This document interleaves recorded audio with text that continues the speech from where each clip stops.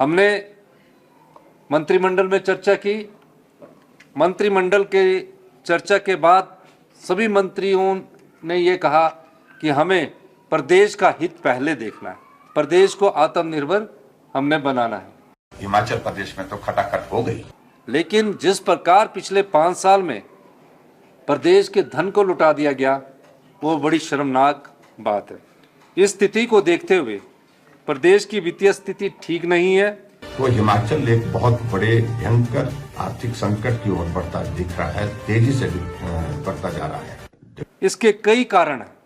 हम अपनी सरकारी कर्मचारियों को, अधिकारियों को, उनके बुढ़ापे को सुरक्षित करना चाहते हैं। कर्मचारियों को भी यही कहा जाएगा कि भाई पैसे नहीं है, 2 महीने के लिए, 3 महीने के लिए हम आपकी सैलरी नहीं दे पाएंगे। हमने कोई राजनीतिक लाभ के लिए ओल्ड पेंशन स्कीम नहीं दी।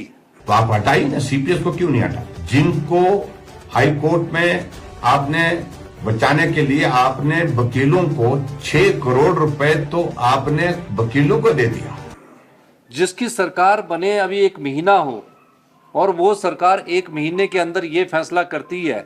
हमने सोचा कि 2 महीने की सैलरी काट दी, लेकिन जब मालूम पड़ा कि सैलरी काटी नहीं, 2 महीने बाद लेंगे, यानी कि 2 महीने के बाद वो 2 महीने की सैलरी नहीं लेंगे, वो 3 महीने की इकट्ठा लेंगे। कि हमारी जो ओल्ड पेंशन स्कीम है उसको बहाल कर दिया जाए। हमने उस ओल्ड पेंशन स्कीम को बहाल किया, इसलिए किया कि बुढ़ापे में उनको हर महीने अश्योर्ड इनकम मिलती रहे। चेयरमैन लगाए हैं, जिनको 30,000 ऑनरेरी में मिलता था उसको 1,30,000 सीधा 1 लाख बढ़ा दिया। और उसके कारण भी केंद्र सरकार ने हम पर कई प्रकार की प्रतिबंध लगाए हुए हैं। मैं आपका उसका उदाहरण देना चाहता हूं। जो नई पेंशन स्कीम आई है उसमें 10% सरकारी कर्मचारी और अधिकारियों को अपना शेयर डालना पड़ेगा। हम उसमें ओल्ड पेंशन स्कीम में कोई शेयर नहीं ले रहे हैं। कर्मचारी की जो भविष्य निधि होती है तो जीपीएफ होता है, और उसमें से ही उन्होंने 2,810 करोड़ रुपए जो है उनने उसके अगेंस्ट लोन ले लिया।